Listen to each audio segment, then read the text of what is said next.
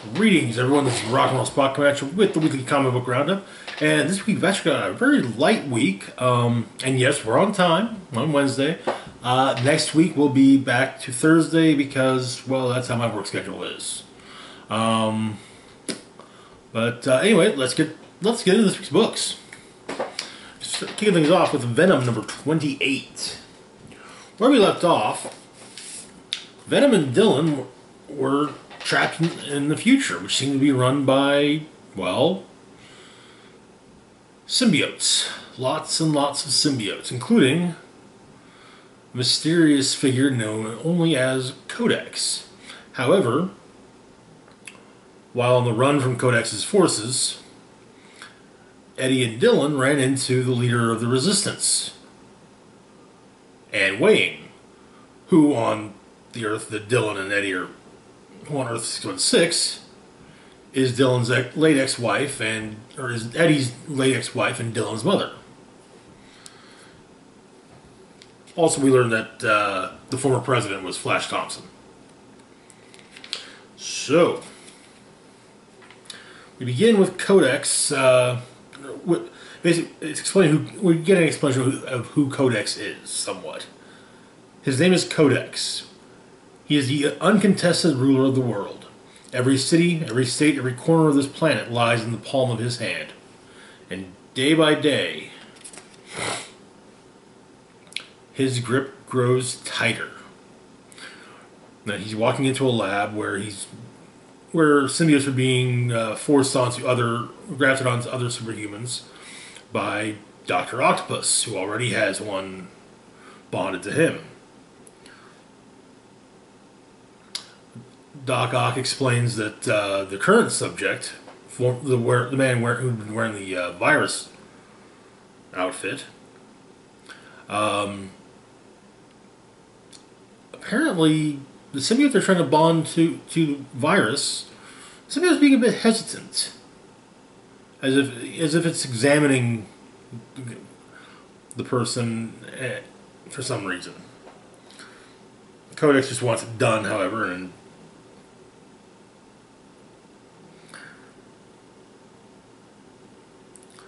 But, however, Codex also wants to know about Virus's arsenal. It seems to be part Stark tech, part Osborn tech. And designed for hunting, symbiotes.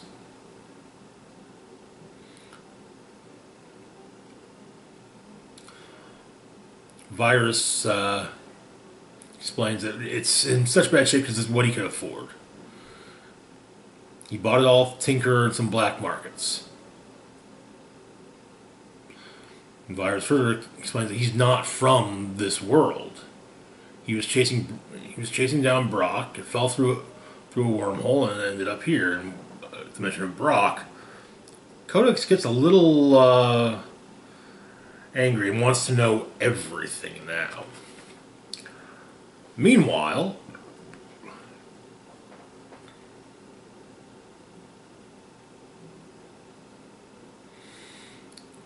we're back with the reunion between Anne and Eddie. Eddie tells Anne what happened, how her and Dylan ended up there. And Anne tells Eddie just what happened to their world. So, for those unaware of Eddie Brock's origin story, he was a reporter for the Daily Globe, and he, when the Sin Eater popped up after murdering Police Lieutenant Gene DeWolf, it became a huge deal, and everyone was trying to figure out who this Sin Eater was. And Brock, an investigative reporter for the Globe, thought he had a lead was getting information from a source, and he was starting to think his source maybe was the Sin Eater. And he ended up going public with this. Only for the Sin Eater to be caught and unmasked by Spider-Man shortly thereafter. So Eddie lost his job. His wife and kids left him. He lost everything. So he went to a church to end it all. At the same time he was there, Spider-Man was fighting with his black costume in the belfry, and, well, when the bell went off, when the bell dinged, the costume jumped off because Sonic's, and it went to Eddie. In this timeline, however, the symbiote never showed, and Eddie pulled the trigger. Later on, Anne would go to the church after while mourning Eddie, being mad at Eddie's father for never being there for him. But she went to the church and she stumbled upon the Venom symbiote.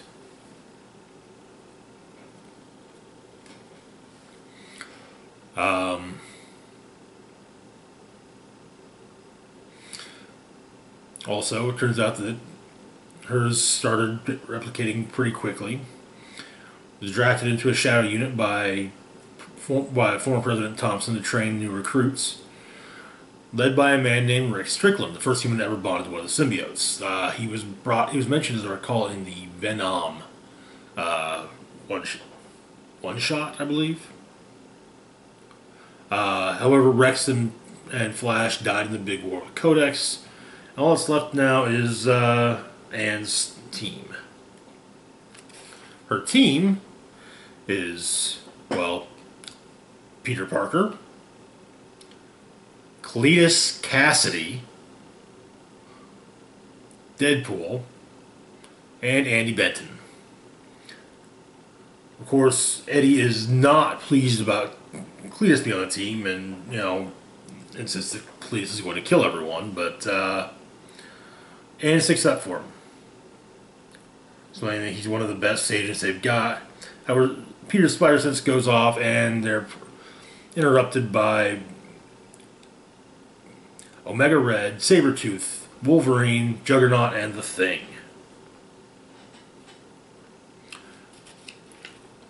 There's a fight between Anne's team and Codex's enforcers, and Codex's and Anne's team actually kind of wins out. It does kind of help that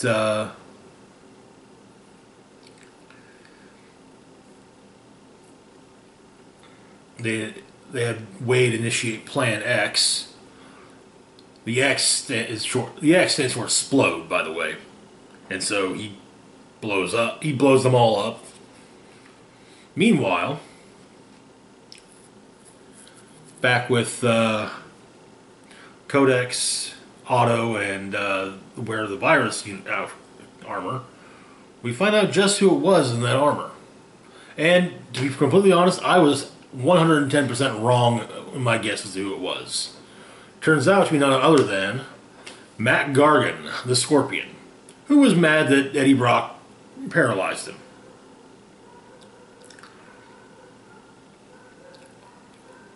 And he's now once again wearing a symbiote. For those unaware, back during the Initiative and Dark Reign eras, Gargan had the Venom symbiote and was initially Venom and then Spider-Man for the Dark Avengers. But Codex insists on Scorpion bowing before him and pledging his allegiance to Codex before Scorpion brings him Eddie Brock. Meanwhile, back with our heroes, it turns out that the head of their science division is a rather out-of-it Reed Richards. Old and a bit out of it, but yeah. With Anne even saying that he's off his rocker, but he's all they've got. And then we get Eddie introduces Dylan to Reed, and the strike team also hears Dylan's name, and Anne pulls Eddie aside and explains to him that Codex is in fact Dylan Brock grown up. And that is where the issue ends. That is also something I did not see coming. I actually expected Codex to turn out to be that Earth's Eddie.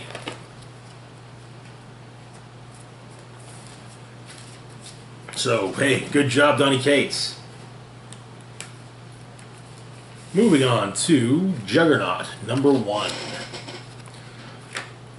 So last time we saw the Juggernaut was way back in Uncanny X-Men number 21 from about a year and a half ago, or maybe not a year and a half, but around that long ago.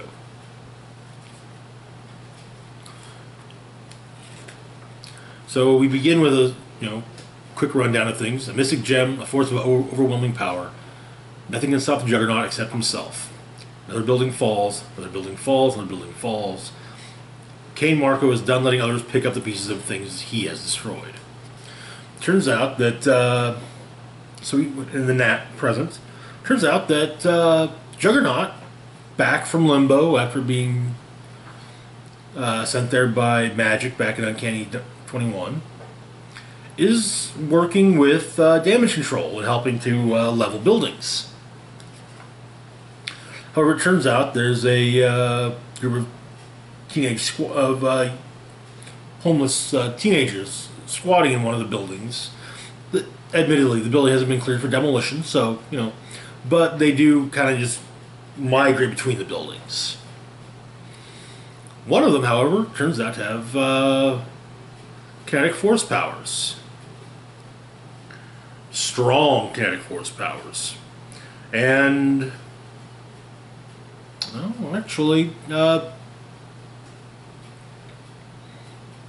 Juggernaut decides that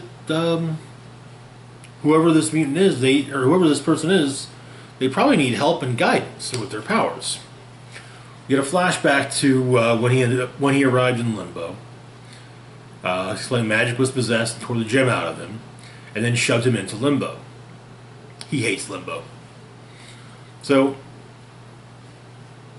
he ties together his armor.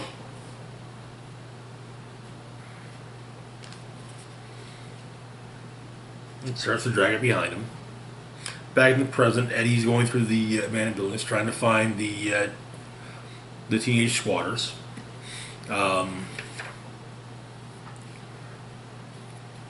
And yeah, he does.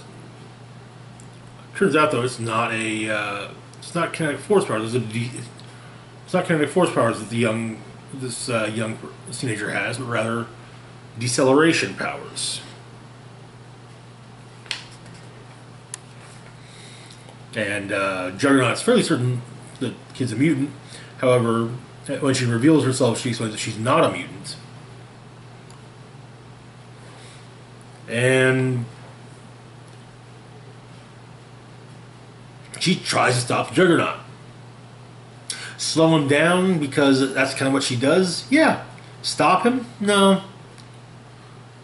And she passes out, and, well, because Juggernaut was basically leaning on into the force of her deceleration blast, he also falls, and some of the part of the damaged building they're in falls on top of the girl. And but Juggernaut takes her to the Bellevue Trauma Center. When she comes to, they talk. Apparently, the girl calls herself Decel, as in deceleration. And when she comes to, Juggernaut does say to her that Decel makes her sound like a battery. She tries to make a snappy comeback, but, well, Juggernaut is actually a pretty cool name. Who knew, right?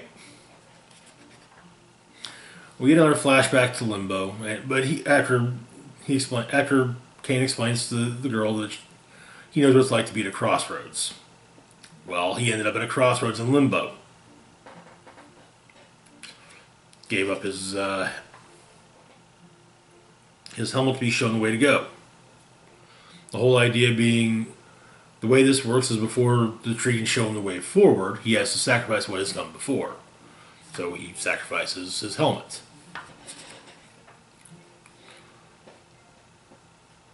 After all, he has a new armor. But it turns out that the other kids filmed the fight between D-Cell and Juggernaut and posted on her RoxTube channel. But she explains that her channel is mainly just, pranks that her and her friends pull. She's like, just dumb stuff, like making an elevator take an hour to get to the first floor. Or during the Women's World Cup parade, she made the confetti take 5 hours to fall. And he explains he's working. Juggernaut agrees that, yeah, that is pretty dumb, but she, you should talk. All you do is knock down buildings and get, trapped in a block of concrete for a year. But, and she's trying to, find something big she can do to get, exposure, but... And the way she describes it to Juggernaut, he says it sounds a lot like a superhero, and he's a lot not like one. He's just working demolition for damage control.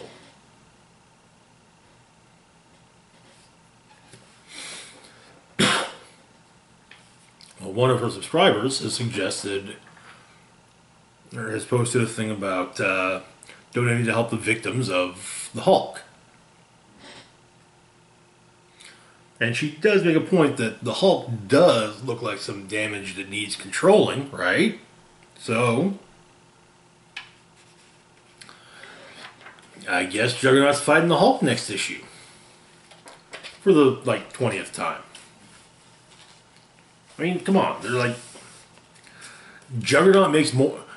When looking at just Juggernaut's powers, Juggernaut makes more sense as a Hulk villain than an X-Men villain. Juggernaut as an X-Men villain only works because of his ties to Xavier. At least in my opinion. Without the ties to Xavier, because he made it clear back in Uncanny. The run on Uncanny before House of X that,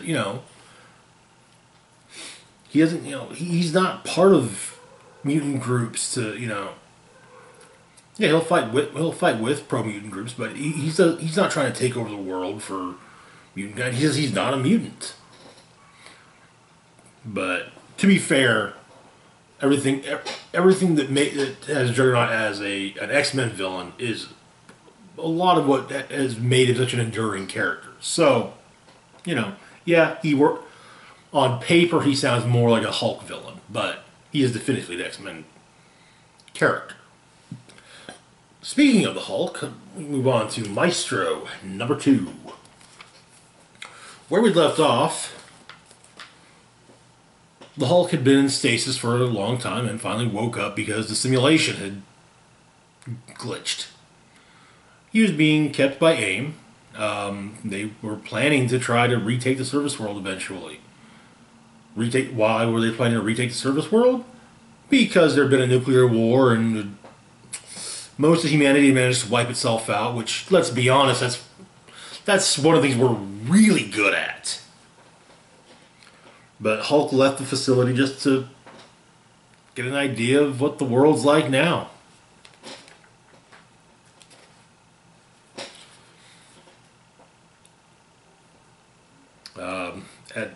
We begin with, he's thinking about things. He was hoping MODOK was exaggerating, but no. No, there was nothing left.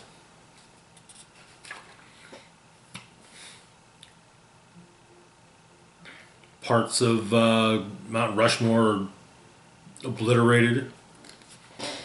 He continues on. We see him standing over the rubble of remains of Vegas. Part of where the Hoover Dam, where the Hoover Dam was before it fell. animals dead of radiation poisoning in the forests.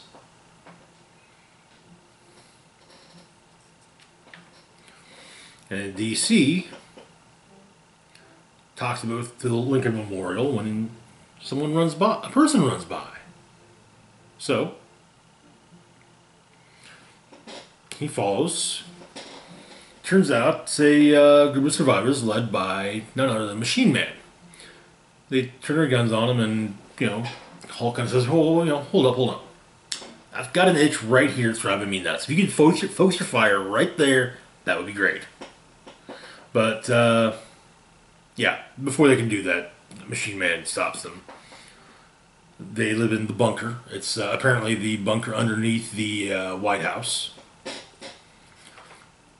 Everyone living there is the descendants of White House employees who escaped down here when the bombs started flying.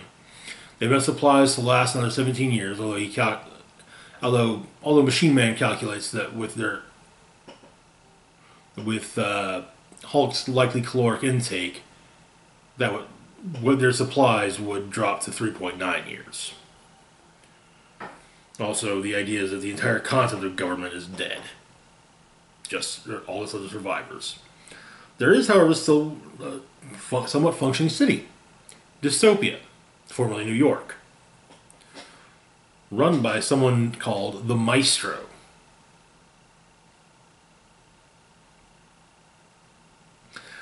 Well, Hulk has decided he wants to check this place out. So he heads towards New York, but turns out his body can only actually absorb so much ambient radiation.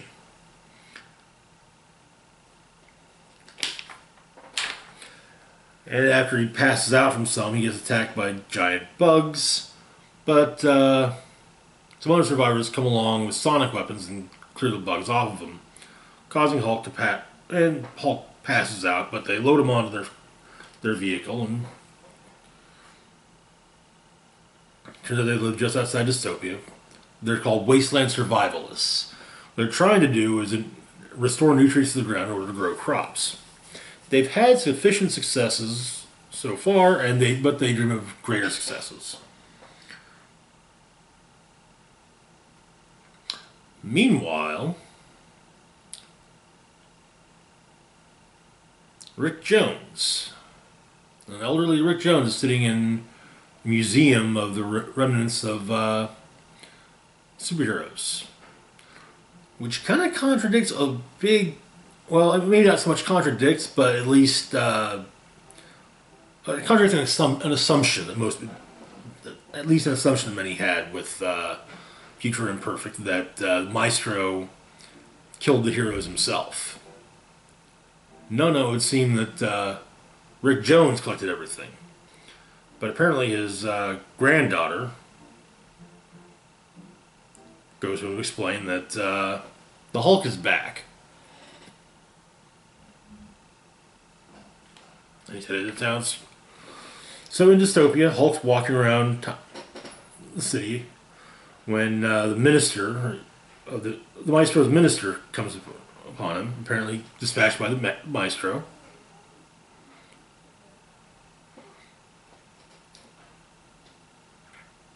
To explain that New York was sitting into chaos. The Maestro appeared and brought everything into order, declared himself the ruler, and none dared dispute him. There were apparently some who objected, but they didn't last. The minister explains that the Maestro rules them well. If there are any disputes, they are brought before the Maestro and he makes judgments. Adding that when necessary, yes, he is executioner. Turns out, the Maestro is someone who actually knows Hulk rather well. As is Hercules.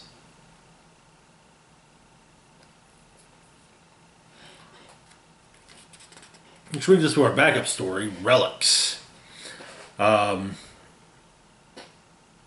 Janice, the granddaughter of Rick Jones, when she was younger, was going through the wreckage of Avengers Mansion with and some with another friend of hers. They found Cap's shield, but they started looking for more things, and they found a handle coming up out of the ground. The friend couldn't lift the handle; it wouldn't budge. Had to have been wedged into the ground. Then Janice said she's going to give it a try. It isn't that big. And just like that, she frees Mjolnir from the ground. Apparently, she would tell her grandpa Rick about this later, thinking he'd be thrilled. Instead, Rick asked her to put the hammer down and never touch it again. Rolling away, muttering, "She's worthy." Janice never could figure out what was meant by that. So it looks like Relics is going to be telling the story of how Rick Jones managed to create his museum of the superheroic dead. But that is where the issue ends.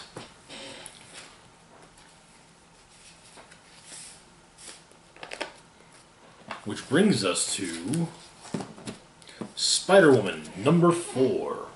Where we left off,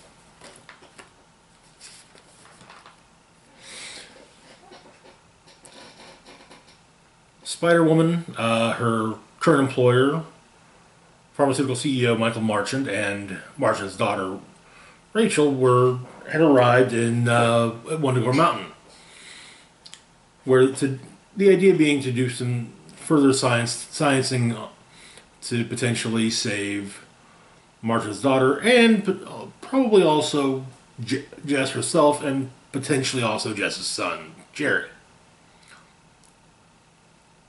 However, a couple huge revelations were made. One, the scientist who's working on curing Rachel, as well as Jess, and potentially also Jess's son, Jerry, is in fact her mother. Oh, Rebecca, not Rachel. Rebecca. And also, Jessica is not the only child of her mother present, as Michael is also Jessica's. There's also her son, and therefore Jessica's brother. So we get a quick rundown of the past of Miriam Drew. She thought her husband and her were going to change the world, until the accident revealed exactly how he felt about them, about their child. And after he turned her into a guinea pig, he turned on Miriam and turned Jessica over to his employers as a weapon. Hydra turned Jess into a monster. Miriam ran for her life, and not just hers, but that of her unborn child. She apparently had just gotten pregnant. And it goes on to explain that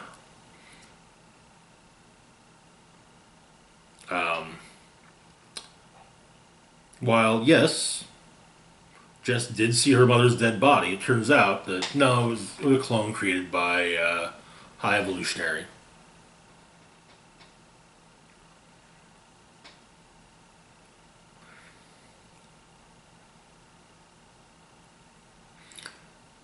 But also, Miriam's been created the fabric specifically for Jessica to keep an eye on her, which does not make Jess too happy. But the family reunion is promptly stopped by the arrival of, well, of course, Octavia Vermis.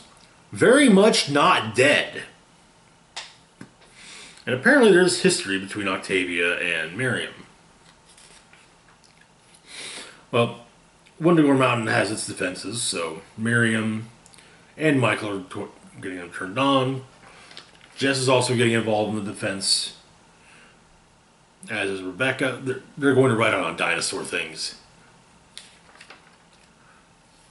When they come face to face with Octavia's henchmen, though, Jez realizes something's wrong. They all have the same face.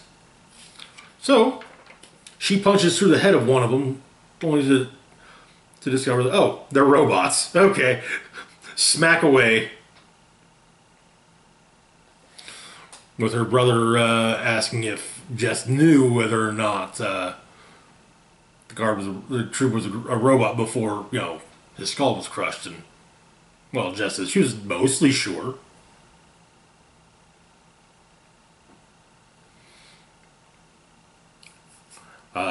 Octavia has a rocket fired at the base.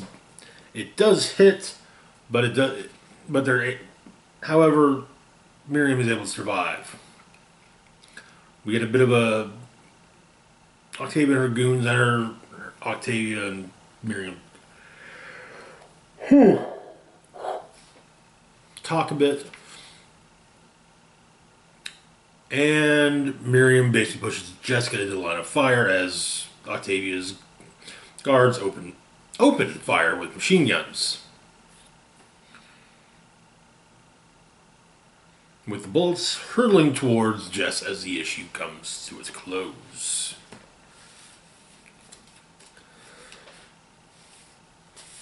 Seems like Jess just can't seem to win when it comes to her interactions with her family. Which now brings us to the final Empire Fallout book, The Immortal She-Hulk. So, okay. A few years back, during Civil War II, the Inhuman Ulysses had a vision of the Hulk, going on a rampage, killing everyone. And so, Hawkeye was tasked with killing the Hulk, as Banner had once upon a time given him an adamantium arrow, saying, hey, if the time ever comes, you're the one I trust to do it, right? And Hawkeye did. And then the Hulk came back. Again. He'd come back previously from death, but this was different. And so we've had the Immortal Hulk, which has actually gone a lot into the psychology of the Hulk, as well as other entities involved with the Hulk and the true origins. Well, during Empire, She-Hulk was killed by the Kotati and used as an infiltration weapon against the Avengers. However, it seems Jen Walters was able to come back from this and retake her body. So, we get a retelling of Jen's origin. Shot by mobsters, blood transfusion from her cousin Bruce. We also find out about how it felt. It seemed like she was falling. Forever and ever. Ending up in some hellish landscape. The giant face of the sky. Went to the door, came back as a Hulk. Now, after Empire, Jess is fighting with a mutant by the name of Tantrum. She's tangled with him before. As bad guys go, he's uncomplicated. He likes robbery, with plenty of extra chaos so he can feed on the fear he creates. His mutant power turns fear into strength. And the Kotati invasion left people terrified. And, well, he remarks, oh, you must be angry. You know that just makes me stronger. So she punches him square in the face, saying that she needs a punching bag. And then Wolverine sneaks up on him and stabs him in the back.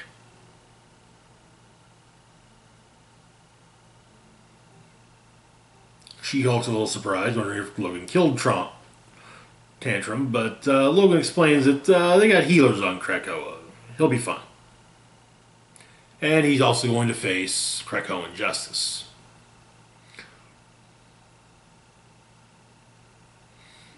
Um,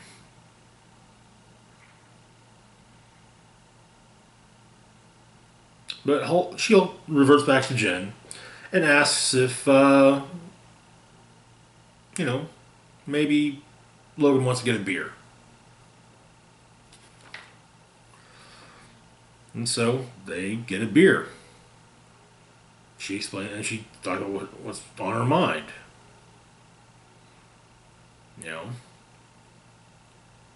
what she wants to know what it was like for him coming back from the dead, and he doesn't really. It's not something he really wants to talk about it.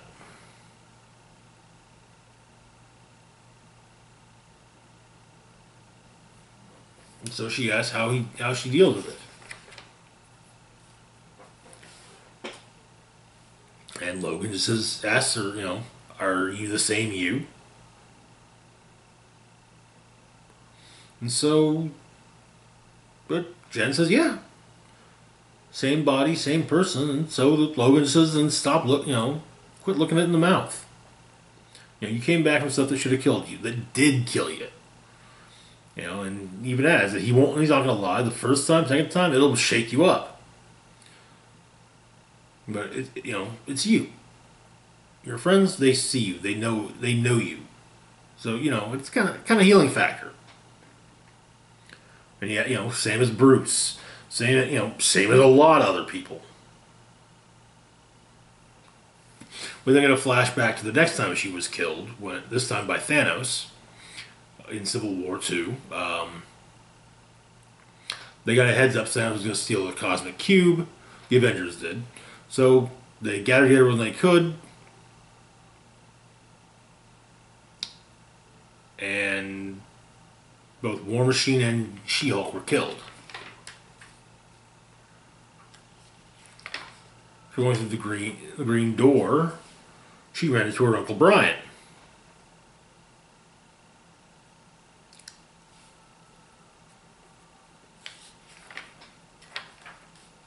And he talks a bit, and they bring up how the creature he turned into when he tried to get out of when he managed to escape hell. And then he explains that no, we're not. This isn't hell. This is what lies below hell. But he also has there's a door, and he's able to watch through it when it opens. And then Jen steps through it. Back in the present, Jen's weightlifting on Avengers Mountain. She asks if Hulk wants to train with her. Or Thor wants to train with her, I mean. And they talk about... they also talk about it. And she's immortal too, Thor's immortal, she's immortal, but he is curious. But she is curious, what's it like, because she's just starting the immortality thing, whereas he's been immortal for a while.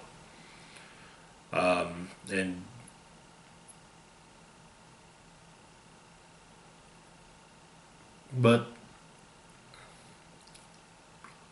Thor asks if, maybe Jennifer would like to talk rather than Hulk. And Hulk explains that it felt too heavy for Jen. And he explains it will grow heavier.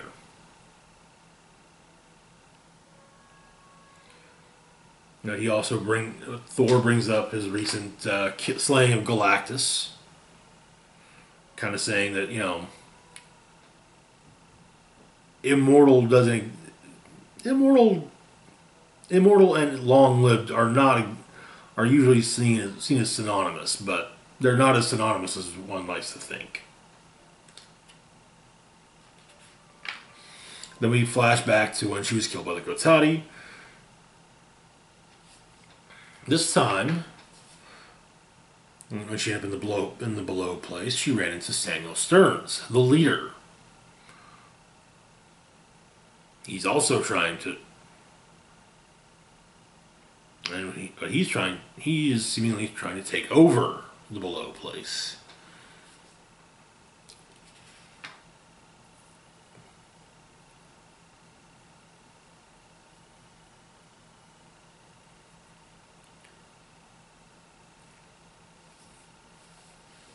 However, Jen has caught him in a good mood, so rather than change the locks, because basically he apparently can decide whether or not the below place is open or not, or is unlocked. But Lillier suggests that she's leaving, but Jen try not to die again.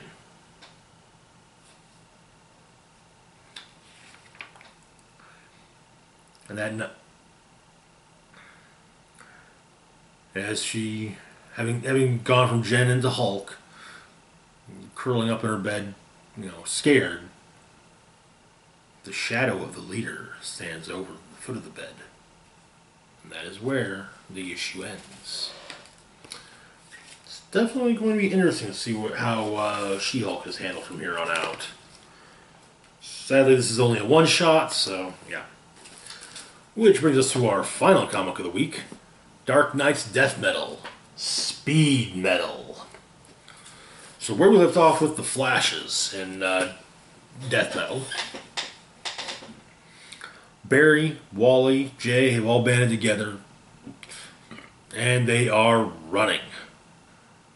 More than anything, they are running from the Darkest Knight, formerly known as the Batman Who Laughs.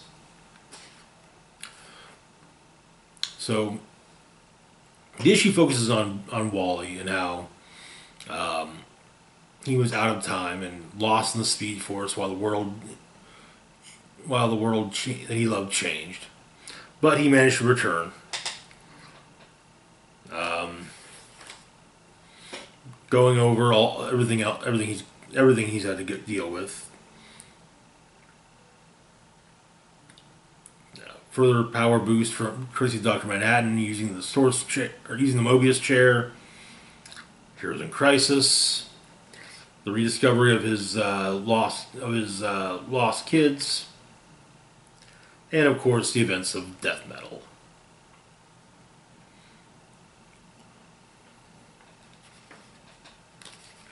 And so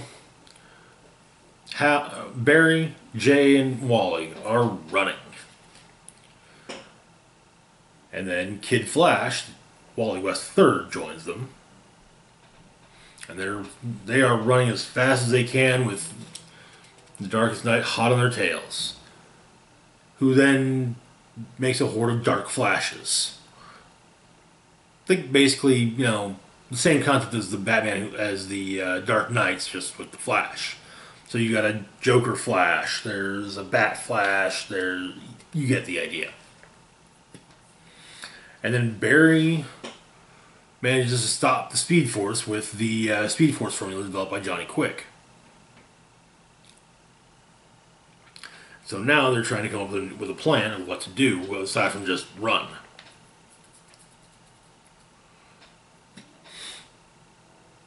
Barry and Wally about get into a fight when Jay breaks it up, explaining that Flashes don't fight, you numbskulls. So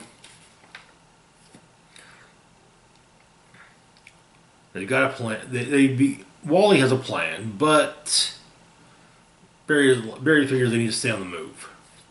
They're at the Flash Museum, and but yeah, basically Barry and Wally managed to mend fences, and they decide that yes, Barry decides they are going with Wally's plan. And some kind of shockwave hits them, changing their outfits into what you see on the cover. And to be fair, I should really dig those outfits, especially Barry's. It's a good look for him, really. It's not a look that I think he should always have, but it's not a bad look. Keeps in tune with the metal aspect of death metal and speed metal and whatnot. So the Speed Force unfreezes, and the Flashes are off and running again. This time running into the horde of Dark Flashes.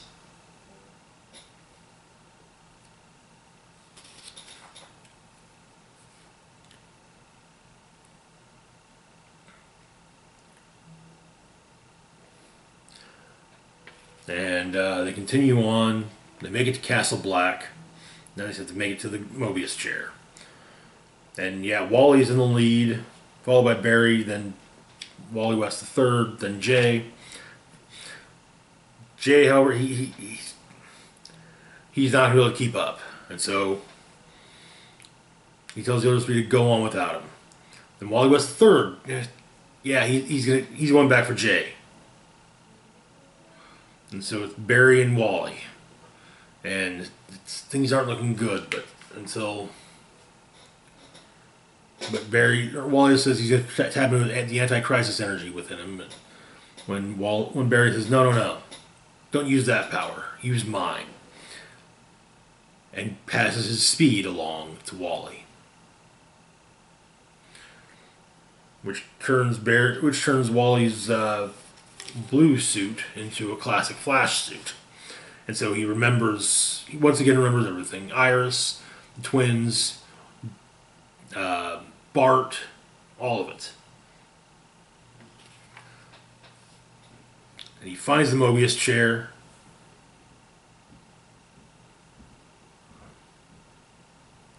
And leaves with it. And where does he end up? Seemingly falling to the Speed Force. However, he lands back with all of his family. The other Flashes, Max Mercury,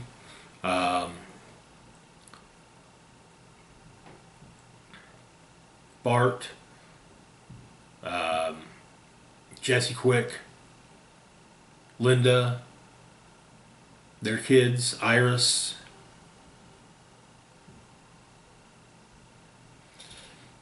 But they've got a plan. They're going back into. They've got the Mobius chair. Wally goes back to blue. Also, they're back in their classic looks as opposed to their metallized looks.